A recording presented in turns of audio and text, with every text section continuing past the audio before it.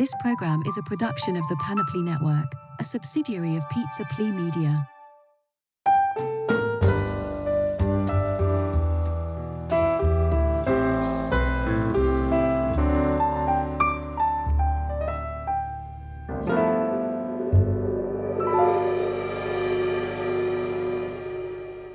Welcome to Whatever Happened to Pizza at McDonald's, the investigative journalism program where I ask the question, whatever happened to the pizza at McDonald's? I'm your host, Brian Thompson. Over the past few weeks, I have been engrossed in an effort to hire an unpaid intern to help me respond to McDonald's pizza-related misinformation often spread over the airwaves, over the internet waves, and via in-person contact between friends and loved ones seeking to cement their reputations as good conversationalists by bringing up McDonald's pizza.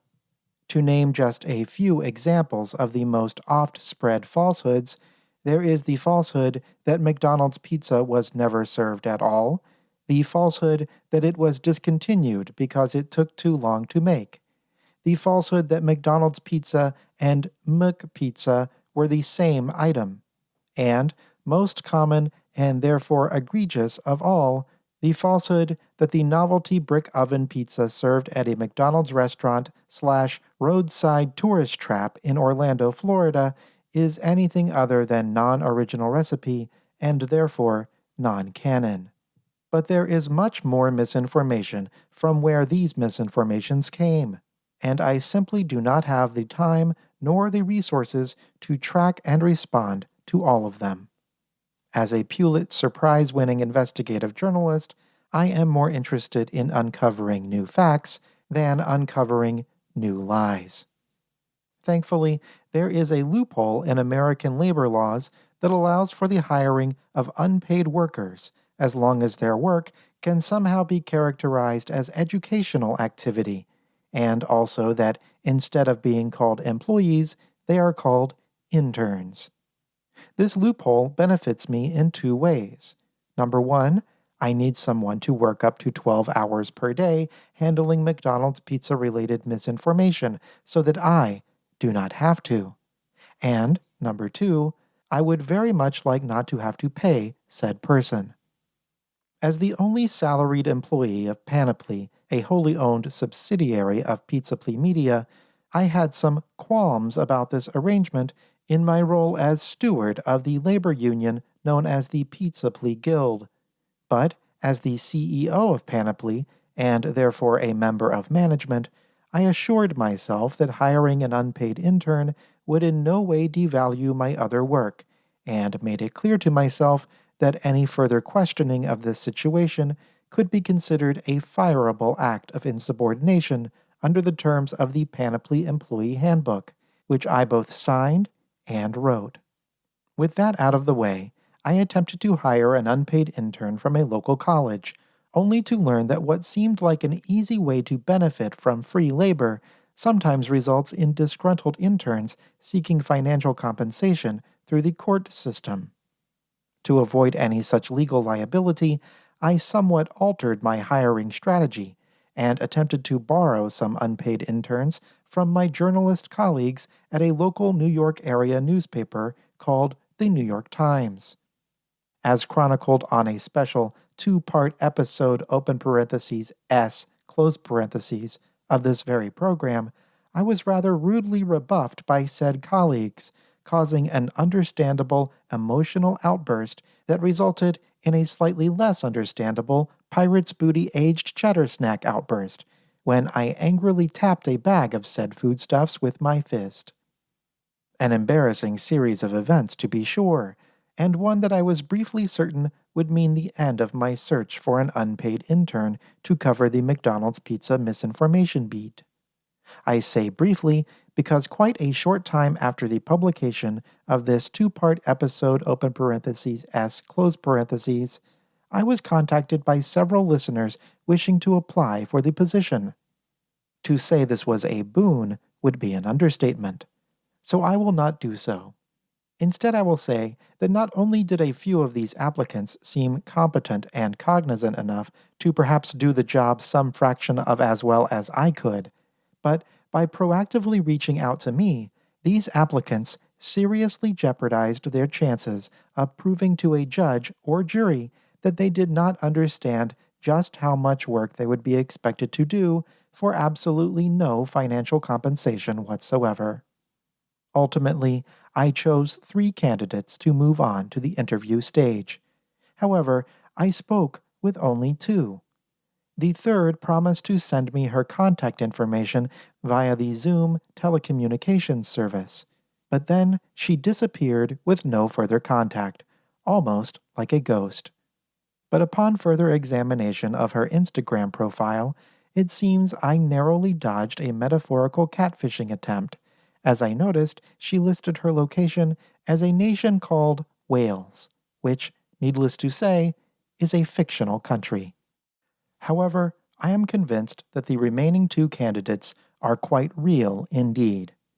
Now, let us see what kind of impression they made. Thank you, insert candidate's name, for your interest in an unpaid internship in the Misinformation Management Department here at Panoply, a wholly owned subsidiary of Pizza Media. While the sheer number of applicants applying for this position means your chances of being hired are quite small, please keep in mind that conventional wisdom states it is an honor just to be nominated. By consenting to this interview, you certify that your answers to my questions will be truthful and honest to the best of your ascertainment, recollection, or reckoning. So help you God, Ben David. Could you please state your name for the record? Trey Shield. Could you please state your name for the record? Aaron Couch. Aaron Couch. It's E-R-I... That's actually 2 A's. A-A-R-O-N.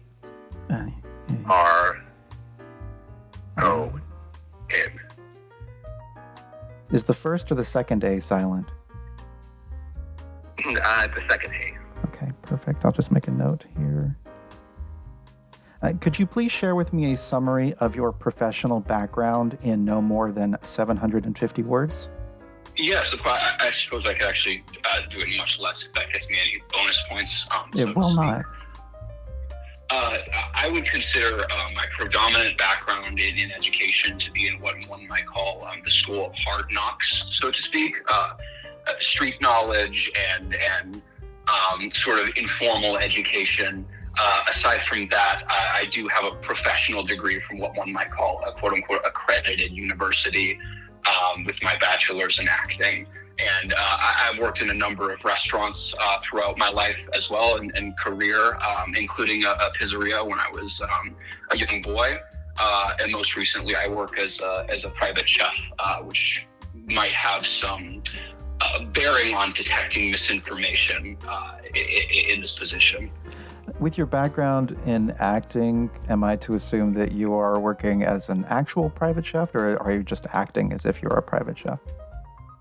Well, that's a good. Who's to say? Might be my response to that. I suppose I'm acting every moment of my life as the curse of the thespian. It's impossible to know when I'm truly being authentic and not. As the bard said, we all wear masks, and we are who we pretend to be. Now, you mentioned in your initial inquiry that you thought that your acting background might work in your favor in this particular position. And could you please elaborate on this? Yes, of course. So, for example, I noticed when you had called to, which, by the way, apologies on behalf of them for your crude treatment, inquiring about an intern to get for loan. Apology you accepted. Returned away. You returned away quite quickly, where as opposed to say perhaps I could go to their establishment, their brick and mortar office, so to speak, in a disguise, and act as an employee of that company, I might have a little bit more success in determining where we could find certain resources that you may need, information. I've noticed that people are more willing to accept people when they believe that they are one of their own, sort of as our tribal nature as human beings tend to be. And what sort of costuming do you think you would use when you were disguising yourself as an employee of the New York Times? Probably something along the lines of a hat with a little note card that perhaps says press. Mr. Couch, could you please share with me a summary of your professional background in no more than 750 words? Yes, I have extensive experience being an intern. It's been a while, but I started my professional experience as an intern at NPR in Washington, D.C. I can't recall if you have good or bad relations with them. I know that you had a relationship at one point. And from there, I've basically spent the last 10 years at The Hollywood Reporter, which is a trade publication in Los Angeles that covers the entertainment industry. Things such as, for instance, right after this call, I'm going to be breaking some news about Ron Howard's new film. I decided that could be a good kind of, show you kind of my worth by showing that, I cover Hollywood in movies, but it does actually intersect with your interests as well. So I'm currently the film editor there, so I oversee a team of reporters that cover the movie business. Willow, whenever Willow, the non-canon sequel was canceled at Disney Plus, we covered that. So there are all sorts of intersections there. But like I said, I do have internship experience as well, so I'm very comfortable in that role, which is really just helping the boss with whatever they need, be it, I'm in Los Angeles, so I don't know about coffee runs, but, anything you might need that I could do from here. Well, the Postal Service is very fast these days, but you raised a couple of interesting points. Number one, your experience with NPR, that would actually be helpful to me, even though I do not have an official association with NPR anymore. I thought I did briefly, but it turns out I was a victim of a confidence scheme by someone representing themselves as John D. and Catherine T. MacArthur.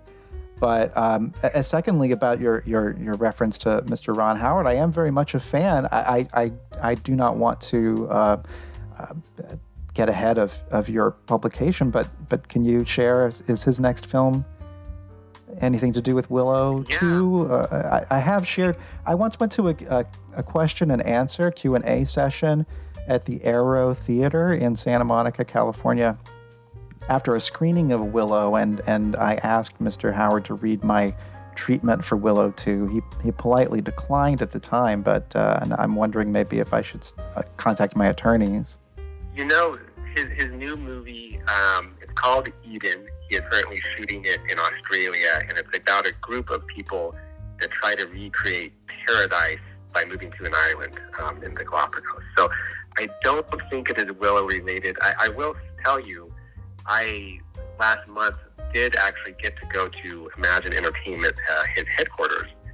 He was not there because he was filming in Australia, but I did look around. I did not see any Willow 2 scripts or anything that kind of suggested that he, may have taken you up on that. But it's something I'm monitoring for sure.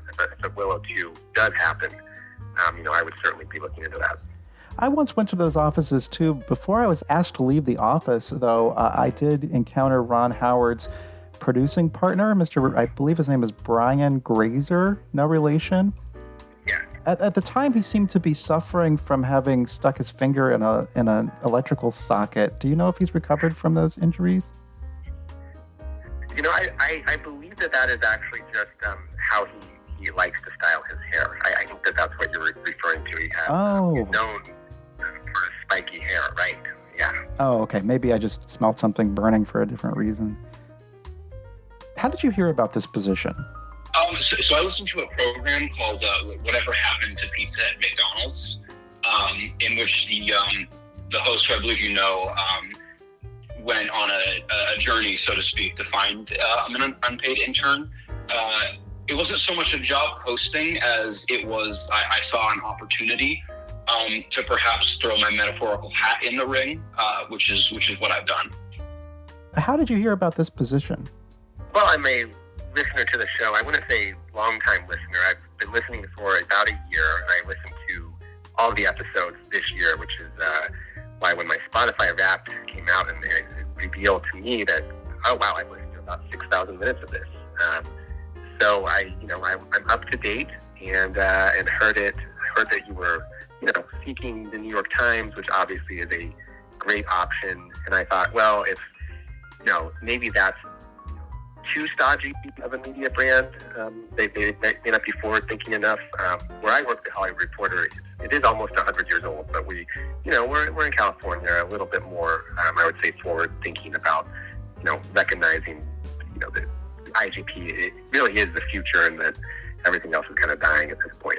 So instead of having an index card that says press sticking out of your fedora, it's sticking out of the pocket of your Hawaiian shirt? Exactly. And, we're the types that, you might wear jeans to the office at some point. It's not too stodgy.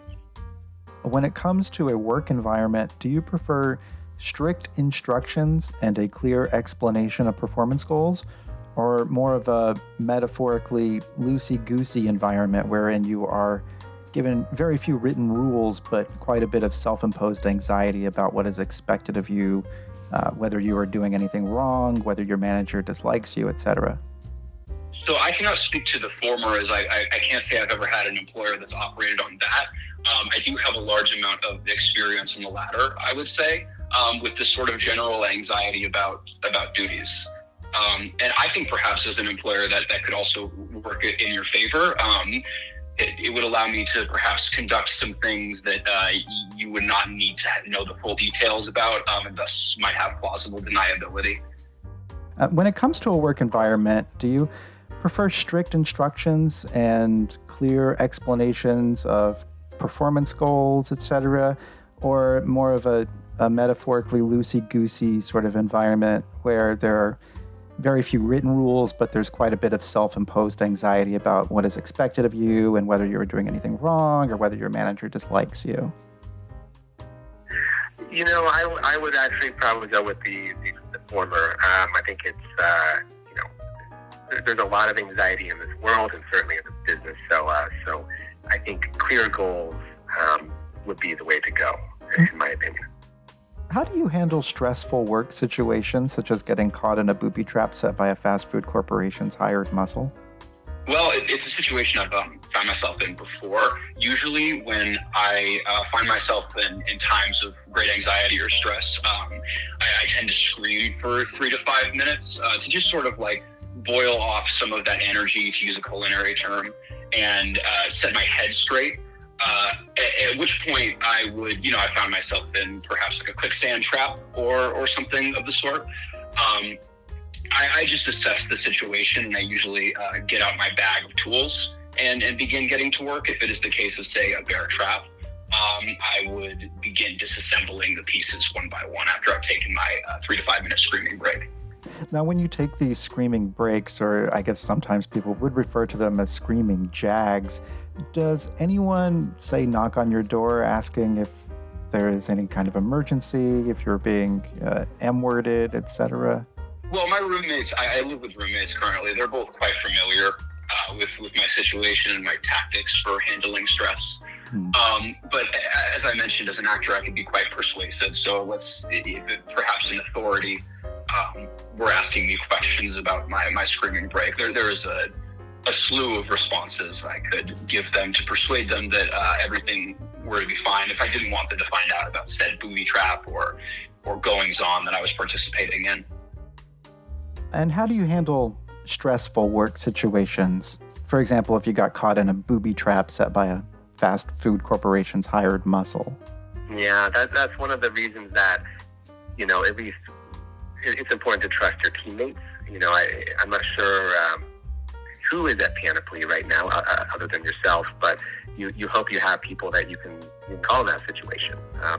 I've never been, really targeted by a corporation in the way that you are clearly in your work, but certainly plenty of stress, plenty of people that are even in our little corner of the world, which is Hollywood, that get angry about stories, and you gotta be able to just not let yourself get too stressed out, I guess I would say. What do you do to, let's say, relax or metaphorically unwind after a long day of stressful work? Yeah, I play the video game The Legend of Zelda on my Nintendo Switch. I'm not sure if you are familiar, but it is, it's quite nice. After I have a 19-month-old son, which is actually how I ended up listening to your podcast, because he'd be up at 3 a.m. and I would turn on Crust to Crust or something like that, which I think is the perfect time to listen to something that's an homage to Art Bell. So I put him to bed, play a little Zelda, and it is quite relaxing. I am only vaguely familiar with the Zelda video games. Are you speaking of The Legend of Zelda, or The Adventure of Link, or A Link to the Past, or Link's Awakening, or Oracle of Seasons, Oracle of Ages, Ocarina of Time, Majora's Mask? Or Twilight Princess, or are you thinking more along the lines of a Wind Waker or a... Right now, it is Tears of the Kingdom, the newest one. Oh, I'm not familiar with that one. I'm not sure if there's room in your apartment for a Switch, but they're quite small. You might consider checking it out. Do you prefer working individually or as part of a team? I prefer working as part of a team. I think it's important. It's sort of paying back to that idea of humans as tribal beings, perhaps. I guess the best way to say it is I would prefer to work as an individual within a team, which is to say I would still like to have my own agency, for example, decide when to eat meals for myself, or when I would like to go to the bathroom. I enjoy that level of individuality, but I enjoy working as a team. Sure, bathroom by committee would be a very messy prospect, potentially. But since you would be the only unpaid intern, but you do prefer working with the team, does that mean that you intend to hire your own staff of unpaid interns? Oh, perhaps an intern for the intern? That's a very interesting question. I didn't know that was on the metaphorical table. Well, it's possible. Yes, I mean, it would be ultimately up to you. You're an American citizen. I assume you have the freedom to hire an unpaid intern underneath you, and they would in turn have the same freedom in a sort of pyramid-shaped structure. But I was just wondering if maybe that was on your mind. Yeah, no, I suppose a sort of multi-level intern program might be a great idea. Well, I think you may have already answered my next question with your answer to my previous question, re stressful work situations and booby traps, etc. But you prefer working as part of a team, correct? More so than working as an individual? I do. I do enjoy working as a team. However, I will say, there's plenty of work I do individually here, writing and reporting my own stories, in addition to helping edit and kind of manage what other people are working on as well. So, I kind of can do both. So on a scale of 1 to 25, 25 being exemplary and 1 being non-existent, how would you describe your bull poop detector? I would say probably a 23, which is to say, if I said 25, I don't think that would be believable, because I think all humans are fallible to a certain extent. But I would say it is quite high. I have a quite good method of detecting bull poop. And what would that be? I like to ask questions, which typically, if somebody is being untruthful with me, eventually I find that they slip up. Do they become red in the face, become agitated? Do they look around different directions? I'm just curious what sets off your bull poop radar, so to speak. It's a variety of behaviors. Sometimes it includes darting eyes, pulling at the collar, sort of stammering over their words. A lot of, that's usually a pretty good indicator. Freudian slips. Indeed. On a scale of 1 to 25, 25 being exemplary and 1 being non-existent, how would you describe your bull poop detector? I would say 20, because listen, I think that I certainly have been in situations where I realize I've been spun before. If you recall the old Fox News host, Bill O'Reilly, who's been disgraced and banished from cable news, his show the tagline was the no spin zone. And every now and then, here in Hollywood, there's a lot of a lot of spinning going on, and sometimes, for instance, we'll be asked to hold on a story. Please don't publish that, Ron Howard has cast so-and-so in this movie because the deal isn't done, and if you do, you'll ruin the deal. And then the next day, some other publication has that story, and clearly I've been spun. So, I'm after 10 years, I'm pretty good, but I would not give myself a 25. Have you ever gotten a story wrong? For example, said that someone was being cast as, Metamorpho, and it was the wrong person, and you received death threats, etc.? I'm trying to think. Certainly, when we get something wrong, we do issue a correction. I don't think that there's been something so blatant that it would be, hey, this person has been cast in a movie that wasn't cast. We're pretty good about that. Our confidential sources are pretty good on that. But yes, certainly there have been, corrections we've had to issue at the bottom of stories. So I'd have to maybe look back at maybe what the most egregious one was, but it's more often than not we get it right the first time, which is always the goal. Okay. Well, full disclosure, I did have a acting representative for a while who turned out to be less than scrupulous, and he did release a series of press releases to various trade outlets claiming that I had been cast as Metamorpho in Superman Legacy. The idea was to drum up support in the sort of online buzz circles before the official casting was made, and sort of strong arm the powers that be into hiring me. It clearly didn't work because I don't believe a single publication picked it up as news. Yeah, I'm looking at it. I'm sorry to say that. I'm glad we didn't pick this up. That it was wrong. We did. My colleague Boris, he did break that Anthony Kerrigan was Metamorpho. But I see why your unscrupulous guy would kind of want to get the word out about you. But okay. Really so they cast somebody else. Okay. Well, congratulations to everyone involved, I suppose. In the past year, what have you done in your personal or professional life to embrace your knowledge of early to mid-1990s McDonald's pizza? In the past, how many years was that? In the past 1 year, 1 calendar year, 365 days, give or take. Well, I suppose it has been about a year. I did get a tattoo of a pizza slice on my human skin about a year ago, which was sort of an homage to my first employment as a culinary professional. But I would say it has deepened my understanding of pizza of all decades. I spend a lot more time looking at slices of pizza now. Did you get this tattoo as a way to express your appreciation for pizza, or as more of a way to identify your body? Oh, that's a very good point. I hadn't noticed that, but I suppose it is, aside from dental records, a very good way of identifying myself. It was sort of a tribute to pizza in general. Perhaps if one day I am on death row, Ben David forbid, I can't imagine why I would be there, and I wasn't able to speak or whatever, people would know that pizza is in fact my favorite food. Or perhaps if I was unconscious in a foreign land or with alien people, they would know that it was something that I was safe to consume. Sure. I guess the universal sign for I like pizza is demonstrating that you have a piece of pizza emblazoned on your human skin. Correct. It belongs in and on my body. Mm-hmm. In the past year, what have you done in your personal or professional life to enhance your knowledge of early to mid-1990s McDonald's pizza? I wish that I could say that I've gone above and beyond, beyond listening to 300 episodes of Whatever Happened to Pizza at McDonald's, because I feel like that you have given us so much, but you also need other people to do more. And I will say I haven't really done more than that.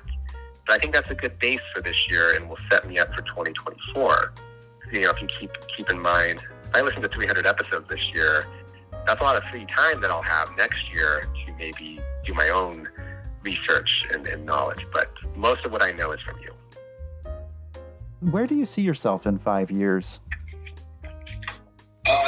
29. You see yourself at 20? Is that a nightclub or a 29? No, it's my age. Oh. It would be my age in 5 years. Oh, okay. So you will be 29 years old if you live that long. What about 20 years. Where do you see yourself in 20 years?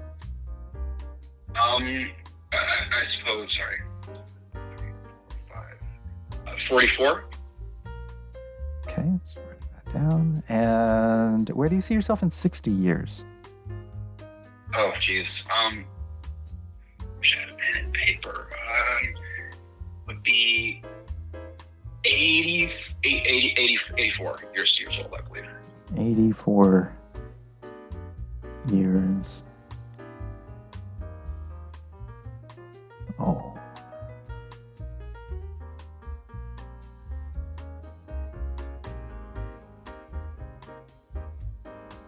L-D. Sometimes I have to stop myself from putting an E on the end of old because I read a lot of medieval history books. Where do you see yourself in 5 years?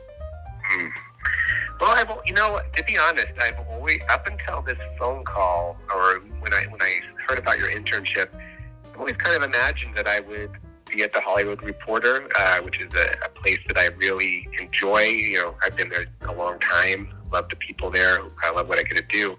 But I will say that this last year, listening to this podcast, seeing that there's more journalism out there, who knows? Maybe is it possible that if I learned from you that maybe I could launch the world's second IJP? I mean, I know that's a little forward to think that, but who knows 5 years from now what could happen? So, I'm feeling a little bit more open-ended than I would have been, a year ago before I discovered your podcast.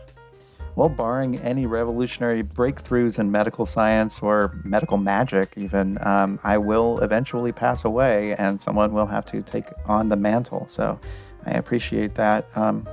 Just sort of to follow up on that, where do you see yourself in 20 years? Gosh, I would like to maybe be living somewhere more peaceful than Los Angeles. That's really kind of the goal. I don't know where that would be. I'm from the Midwest, not from Ohio. I'm from Kansas City. But maybe going back there, somewhere a little calmer, I think would be nice. Okay, and where do you see yourself in 60 years? I think barring medical, any medical breakthroughs, I think I will have passed away by then. Well, speaking of, this is actually my last question and in many ways the most important. If you pass away on the job, whether due to work-related injuries or natural causes, what would you like me to do with your remains? I think what would be appropriate, if resources allow, I hope that by the time, if and when that does occur, you've gotten further along in your investigation. I think being cremated in a true to time period, authentic McDonald's pizza oven would be adequate. What would you like me to do with your remains? Yeah, I've been thinking about that, and because if it were while I was working at Pizza Pre-Media, I know that you don't really seem to have good feelings about Pomeroy, Ohio anymore, but I almost feel like scattering the ashes in that hamlet, it still might be appropriate out of respect for all that they have done, even if they're not, they're kind of not a thriving little town anymore. Oh, interesting. Well, the town is already covered in a fine layer of soot, so I'm not sure they would even notice. That would be very convenient. Okay, well, thank you very much for applying for the position. As I said, you have a very small chance of being selected, but there is a chance. And I want to thank you for answering all of my questions, and thank you for your candor. And I will be in touch. Okay, Mr. Thompson, thank you very much for your time. Appreciate it. Thank you. And thank you. I will be in touch. Yes, of course. And for full transparency, just, with you being in the business, I am interviewing with another podcast today. I feel like I should just let you know. But I appreciate your time. Well, two things in regards to that information. Number one, you say another podcast. I don't actually host a podcast. I host an investigative journalism program, IJP. The show used to be podcast, but then it surpassed podcast quality quite a few years ago. Secondly, I apologize. I listen to audio in my AirPods, so anything that I listen to I call podcasts. Oh, I see. I apologize. Well, this is probably an issue to take up with Merriam-Webster. My other question is, which podcast are you also interviewing with? Serial.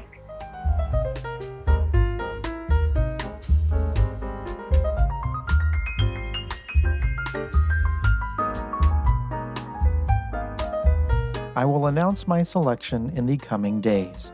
Until then, I wish good luck to both candidates.